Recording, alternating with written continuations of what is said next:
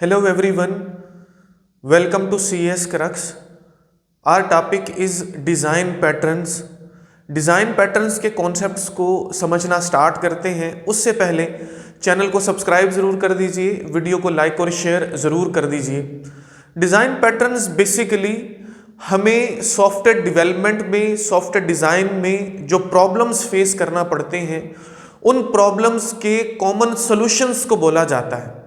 या समटाइम हम ऐसा भी बोलते हैं कि जब हम सॉफ्टवेयर डेवलप कर रहे होते हैं या सॉफ्टवेयर डिज़ाइन कर रहे होते हैं तो कुछ ऐसे कॉमन प्रॉब्लम्स जो सभी डिज़ाइनर्स को या सभी डेवलपर्स को फेस करना पड़ते हैं, उन कॉमन प्रॉब्लम्स के प्रूवन सॉल्यूशंस को हम डिज़ाइन पैटर्न्स बोलते हैं। अब डिज़ाइन पैटर्न्स के डिफरेंट नेम्स हैं। इनको डिज़ाइन पैटर्न्स भी बोला जाता है, इनको प्रूवन सॉल्यूशंस भी बोला जाता है, इनको प्रूवन ब्लूप्रिंट्स भी बोला जाता है। तो आपने ये तीनों नाम ही इसके याद रखने हैं। बेसिकली कॉन्सेप्ट ये है कि डिज़ाइन पैटर्न्स जो हैं ये टेम्पलेट्स की तरह एक्ट करते हैं। जब हम डिज़ाइन पैटर्न्स को यूज़ करते हैं किसी पर्टिकुलर सिचुएशन में तो इसका फ़ायदा ये होता है कि कोडिंग हम ज़्यादा ईजियर वे में कर सकते हैं, हम ज़्यादा कंसिस्टेंट वे में कोडिंग को परफॉर्म कर सकते हैं और उसके साथ साथ जो डिफरेंट डेवलपर्स हैं वो अच्छे वे में एक दूसरे के साथ कम्युनिकेट भी कर सकते हैं। अब ये किस तरह से होगा, जब हम इस पूरे कॉन्सेप्ट को समझेंगे तो हमें कहानी अच्छे से समझ आ जाएगी। अब एक बात को याद रखना है, अगर ये कॉमन सॉल्यूशंस हैं प्रॉब्लम्स के तो इसका मतलब ये बिल्कुल भी नहीं है कि design patterns basically piece of code है जिसको आप कॉपी करके पेस्ट कर दोगे, ऐसा नहीं है। बल्कि मैंने पहले बताया कि ये टेम्पलेट्स हैं, प्री मेड टेम्पलेट्स।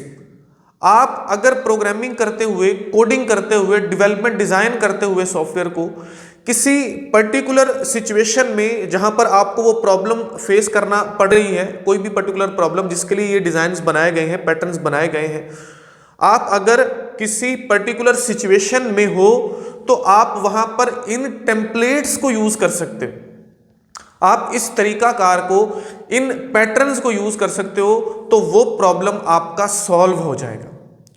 अब ये सारे का सारा जो कन्फ्यूजन अभी तक आपके माइंड में है, इसको एक कहानी से मैं आपको जो है वो मज़ीद एक्सप्लेन करता हूँ। सिर्फ सॉफ्टवेयर डेवलपमेंट ही नहीं, अगर हम किसी भी इंडस्ट्री की बात करें, जब वो स्टार्ट हुई तो जैसे जैसे वो इवॉल्व हुई उसमें जो लोग थे, जो वहाँ पर पर्सोनल्स काम कर रहे थे, उनको वहाँ पर नंबर ऑफ चैलेंजेस का सामना करना पड़ता है। वो चैलेंजेस, वो प्रॉब्लम्स डिफरेंट तरह के हो सकते हैं, वो टाइम से रिलेटेड हो सकते हैं, वो रिसोर्सेज से रिलेटेड हो सकते हैं, वो डिफरेंट तरह के प्रॉब्लम्स या चैलेंजेस हो सकते हैं। अब वो लोग उन प्रॉब्लम्स को जब फेस करते हैं तो उन प्रॉब्लम्स के सॉल्यूशंस क्रिएट करते हैं। अब नए आने वाले लोग अगर वही काम करेंगे तो उनको पॉसिबल है कि वही प्रॉब्लम्स दोबारा से फेस करना पड़े। तो इसी तरह से सॉफ्टवेयर डेवलपमेंट और डिज़ाइन में जब आप डेवलपमेंट कर रहे होते हो तो आपको कुछ ऐसे प्रॉब्लम्स हैं जो कॉमन है, जो हर किसी को फेस करना पड़ सकते हैं कहीं ना कहीं पर। तो जो पायनियर्स हैं, जो पहले से लोग काम कर चुके हैं, उन्होंने क्या किया, उन्होंने डिज़ाइन पैटर्न्स बना दिए। वो कहते हैं कि अगर आप इस सिचुएशन में फंस जाते हो, अगर आपको ये प्रॉब्लम आ रहा है तो आप इसके लिए इस टेम्पलेट को यूज़ करो, इस पैटर्न को यूज़ करो, आपका प्रॉब्लम सॉल्व हो जाएगा। और वो जो सॉल्यूशंस हैं वो 100% प्रूवन है। अगर आप खुद से उस प्रॉब्लम को फॉर एग्जांपल सॉल्व करने की कोशिश करते हो तो इस बात की गारंटी नहीं है कि वो 100% आप उसको सॉल्व कर पाओगे। तो इसी तरह से ये कुछ पैटर्न्स बना दिए गए, डिज़ाइन पैटर्न्स के इस सिचुएशन में आप इस टेम्पलेट को यूज़ कर सकते हो, इस सिचुएशन में आप इस टेम्पलेट को यूज़ कर सकते हो, तो आपको सॉल्यूशन उसका मिल जाएगा। आपको बिल्कुल स्क्रैच से, बिल्कुल बिगिनिंग से, बिल्कुल शुरुआत से उस प्रॉब्लम को सॉल्व करने में अपने टाइम को, अपने रिसोर्सेज को वेस्ट करने की ज़रूरत नहीं। तो कुछ ऐसी ही ये कहानी है। सॉफ्टवेयर डेवलपमेंट में अब तक 26 प्लस पैटर्न्स आ चुके हैं, लेकिन जो मोस्ट वाइडली यूज होते हैं वो 23 पैटर्न्स हैं। इस बात को आपने याद रखना है जी, 23 पैटर्न्स हैं जो मोस्ट वाइडली यूज होते हैं। वो जो 23 पैटर्न्स हैं वो बेसिकली दिए किसने, गैंग ऑफ फोर ने। ठीक है जी, इसको GOF कुछ इस तरह से जो है वो लिखा जाता है। गैंग ऑफ फोर ने 23 पैटर्न्स जो है वो इंट्रोड्यूस करवाए जो मोस्टली यूज होते हैं। अब ऐसा है कि इन पैटर्न्स को 3 कैटेगरीज में डिवाइड किया गया है। अब इन डिजाइन पैटर्न्स को समझने से पहले एक बात को याद रखना है कि ये बेसिकली कॉन्सेप्ट्स हैं ऑब्जेक्ट ओरिएंटेड प्रोग्रामिंग के। ऑब्जेक्ट ओरिएंटेड प्रोग्रामिंग में हम बात करते हैं ऑब्जेक्ट्स की, क्लासेस की, उन ऑब्जेक्ट्स और क्लासेस की क्रिएशंस की, उनकी आपस में इंटरेक्शन और कम्युनिकेशन की, फर्दर कंस्ट्रक्टर्स, डिस्ट्रक्टर्स और ये सारी कहानियां हम लेकर चलते हैं। लेकिन क्योंकि हम फॉलो कर रहे हैं 11th क्लास कंप्यूटर साइंसेज की बुक को और आपके लेवल तक आपने अब तक ऑब्जेक्ट ओरिएंटेड प्रोग्रामिंग के कॉन्सेप्ट्स को नहीं पढ़ा हुआ, तो हमने एक जो रियल लाइफ एग्जांपल्स हैं जो हमारी बुक में गिवन है, हमने उन्हीं रियल लाइफ एग्जांपल से इन कॉन्सेप्ट को समझने की कोशिश करना है। अब जो पैटर्न्स हैं वो जब हम यूज करते हैं तब हमको उसकी अच्छे से समझ आती है। मतलब हम प्रॉपर जब कोड कर रहे होते हैं हमारे आईडीई में, तब हम क्लासेस और ऑब्जेक्ट्स को जब क्रिएट करके इनको बनाकर समझने की कोशिश करते हैं तो अच्छे से समझ आता है। लेकिन अब भी हमको समझ आएगा, हम हमारे लेवल तक रहते हुए कहानी को अच्छे से अच्छे तरह से समझने की कोशिश करेंगे। सबसे पहले नंबर पर है क्रिएशनल डिजाइन पैटर्न्स, जो पहली इसकी कैटेगरी है। बेसिकली जो क्रिएशनल डिजाइन पैटर्न्स हैं ये फोकस करते हैं कि किस तरह से हमको क्लासेस में ऑब्जेक्ट्स को क्रिएट करना है, यहां तक बात आपने याद रखनी है। जबकि दूसरे नंबर पर है स्ट्रक्चरल डिजाइन पैटर्न्स।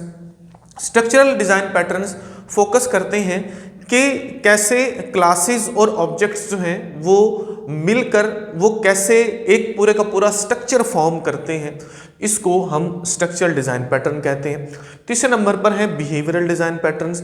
ये फोकस करते हैं कि कैसे ऑब्जेक्ट्स जो हैं वो आपस में इंटरेक्ट करेंगे, कैसे एक दूसरे के साथ कम्युनिकेट करेंगे, ये इस चीज पर फोकस करते हैं।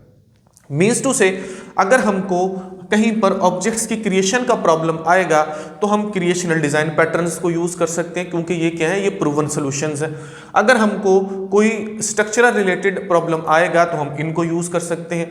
अगर हमको ऑब्जेक्ट्स और क्लासेस के जो बिहेवियरल पॉइंट ऑफ व्यू से कोई प्रॉब्लम आएगा तो इस तरह के प्रॉब्लम्स को हम बिहेवियरल डिजाइन पैटर्न्स को यूज करते हुए सॉल्व कर सकते हैं।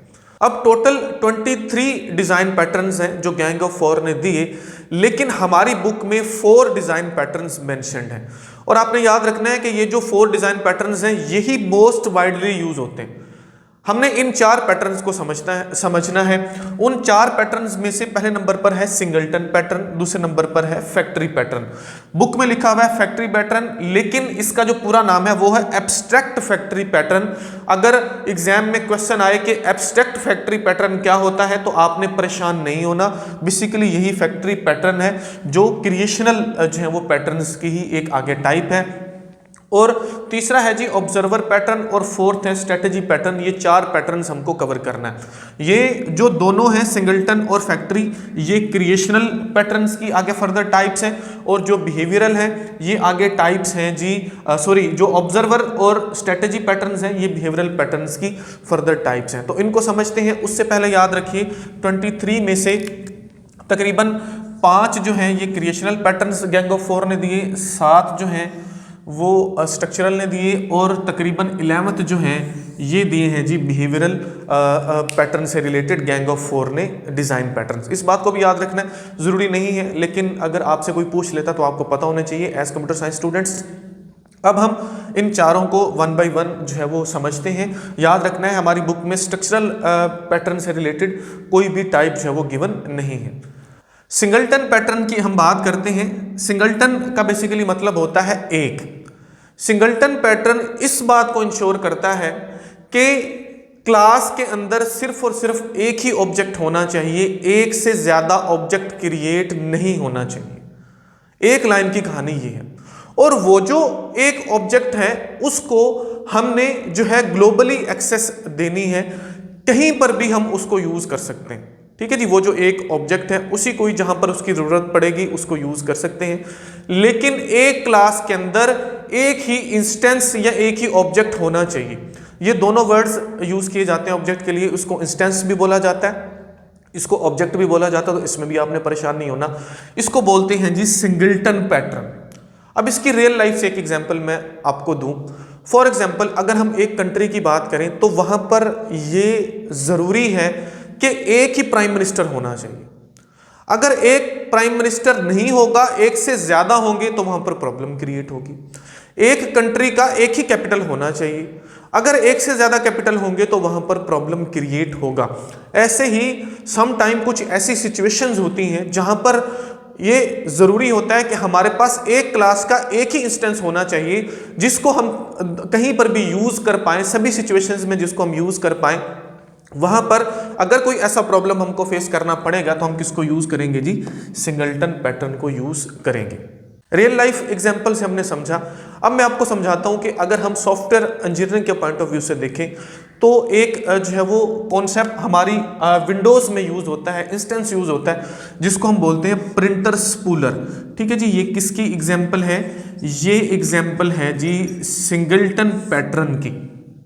अब प्रिंटर स्पूलर बेसिकली एक इंस्टेंस है हमारी विंडोज में। ये क्या करता है, अगर हम फॉर एग्जांपल हमारी एक लैब है, उसके अंदर 5 या 7 कंप्यूटर्स लगे हुए हैं और एक प्रिंटर को वो शेयर कर रहे हैं। अब वो भी प्रिंट दे रहा है, वो भी प्रिंट दे रहा है, वो भी प्रिंट दे रहा है। एक टाइम में 15 या 20 प्रिंट जो हैं वो दिए जाते हैं उस प्रिंटर को। अब जिस सिस्टम के साथ वो प्रिंटर अटैच है, उस सिस्टम की विंडो में एक इंस्टेंस है जिसका नाम है प्रिंटर स्पूलर। प्रिंटर स्पूलर ने क्या करना है, इसने जितने भी प्रिंट्स आने हैं उन सबको मैनेज करना है। ये उन सभी प्रिंट्स की एक क्यू बनाता है, कितार बनाता है, और 1 बाय 1 हर प्रिंट जॉब जो है उसको आगे से आगे प्रिंटर को देता है। अगर एक से ज्यादा इंस्टेंसेस होते तो एक टाइम में 3 या 4 प्रिंट्स चले जाते। जब 3 या 4 प्रिंट्स चले जाते तो वो प्रिंटर जो है वो बिल्कुल काम ही नहीं करता। कुछ इसी तरह से हमारे पास डिफरेंट जो है कुछ ऐसी सिचुएशंस होती हैं जहां पर जो है हम इस कॉन्सेप्ट को यूज करते हैं कि एक क्लास में एक ही इंस्टेंस होना चाहिए, एक ही ऑब्जेक्ट होना चाहिए। इसकी बहुत सारी एग्जांपल्स हैं, लॉगर्स जो हैं वो इसकी एग्जांपल्स हैं। इसी तरह से जो हमारे पास डेटाबेस कनेक्शन पूल्स हैं वो भी इसकी एग्जांपल है, आप इनको भी मेंशन कर सकते हो। उसके बाद हम बात करते हैं जी फैक्ट्री पैटर्न की। फैक्ट्री वर्ड से ही हमको पता चल रहा है, वो ये कहता है कि फैक्ट्री पैटर्न का कॉन्सेप्ट बिल्कुल ऐसे ही है जैसे एक वर्कशॉप है। ठीक है, आप वर्कशॉप में से कोई भी जो प्रोडक्ट है उसको प्रोड्यूस करवाना चाहते हो, आप सिंपल उसको ऑर्डर देते हो कि मुझको फलां चीज प्रोड्यूस करके दे दो, वो आपको दे देता है। आपको इस चीज से कोई लेना देना नहीं है कि वो कैसे प्रोड्यूस कर रहा है। हाँ, लेकिन वर्कशॉप आपने पहले बनानी। वो बोलता है क्लासेस और ऑब्जेक्ट से आप एक वर्कशॉप टाइप चीज बना दो, आप सिर्फ उसको बोलते जाओ, वो आपको बना बना के देता जाएगा। इसका एक और एग्जांपल मैं आपको दे दूं, ये किचन की तरह। आपने एक किचन बनाया जिसके अंदर सारे जो वहां के सौदा सलफ हैं वो आपने लाकर रख दिए। एक वहां पर खड़ा हुआ है जी आपका शेफ। आप फॉर एग्जांपल वो होटल का किचन है, आप उसको ऑर्डर देते हो कबाब बना दो, आप उसको ऑर्डर देते हो कि मुझको फॉर एग्जांपल जो है वो कढ़ाई बना दो, मुझको रोटियां बना दो। आप सिर्फ उसको बोलते जाते हो, वो चीजें आपको प्रोड्यूस करके देता जाता है। ये उसकी सरदर्दी है कि वो कैसे प्रोड्यूस कर रहा है, आपका उसके साथ कोई लेना देना नहीं है। तो ये एग्जांपल है जी किसका? फैक्ट्री पैटर्न का। अगर हम इसको ऑब्जेक्ट्स और क्लासेस के पॉइंट ऑफ व्यू से समझेंगे तो चीज़ें बहुत ज़्यादा कॉम्प्लेक्स होती जाएंगी। सिर्फ आपने इसका एक एग्जांपल याद रखना है सॉफ्टवेयर के लिहाज से, वो है हमारे पास जो एप्लीकेशन जनरेटर्स होते हैं, डिफरेंट एप्लीकेशन जनरेटर्स भी इनको बोलते हैं, और इसी तरह से हम इनको रिपोर्ट जनरेटर्स भी बोलते हैं। अब रिपोर्ट जनरेटर्स किस तरह से हैं? समटाइम आप जो है वो डिफरेंट तरह के सॉफ्टवेयर बनाते हैं।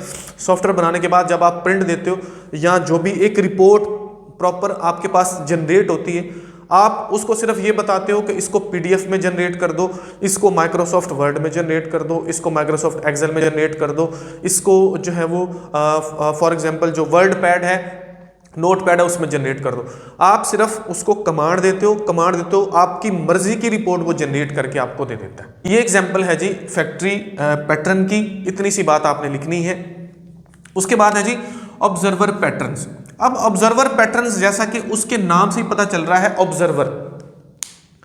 अब ऑब्जर्वर पैटर्न्स की कहानी अगर रियल लाइफ में हम देखें तो बिल्कुल ऐसे ही है जैसे एक ग्रुप ऑफ पीपल्स हैं, 10 या 15 लोग हैं, वो इंटरेस्टेड है इस बात में कि उनको एक सोर्स से जो भी अपडेट हो वो ऑटोमेटिकली उनको मिलती रहे।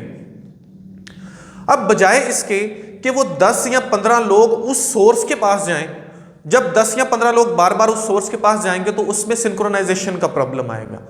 तो होगा कुछ यूं, जैसे ही कुछ अपडेट होगा वो जो सोर्स है वो उन 10 या 15 लोगों का जो एक ग्रुप बना हुआ है उनको खुद ब खुद नोटिफाई कर देगा।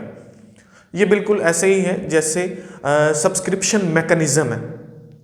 फॉर एग्जाम्पल कोई यूट्यूब चैनल है, कोई फेसबुक पेज है, आप उसको फॉलो कर देते हो, आप उसको जो है फॉर एग्जाम्पल जो है वो उसको सब्सक्राइब कर देते हो, तो जैसे ही कोई एक न्यू वीडियो अपलोड होती है, कोई चेंजिंग आती है, जैसे कोई शॉर्ट अपलोड करता है, आपको ऑटोमेटिकली आपके मोबाइल की स्क्रीन पर एक नोटिफिकेशन मिल जाता है। तो इसके बेसिकली बैकएंड पर क्या यूज हो रहा है, यही ऑब्जर्वर पैटर्न्स जो हैं ये यूज़ हो रहे हैं। इसके अलावा आज के टाइम में जितनी भी एप्लीकेशंस आपके मोबाइल्स में हैं, आप जैसे ही नोटिफिकेशन को अलाउ करते हो तो उसके अंदर कुछ भी अपडेशन होती है वो आपको ऑटोमेटिकली आपके मोबाइल की स्क्रीन पर उसको जो है वो नोटिफाई कर देता है। तो इन पैटर्न्स को हम बोलते हैं जी ऑब्जर्वर पैटर्न्स।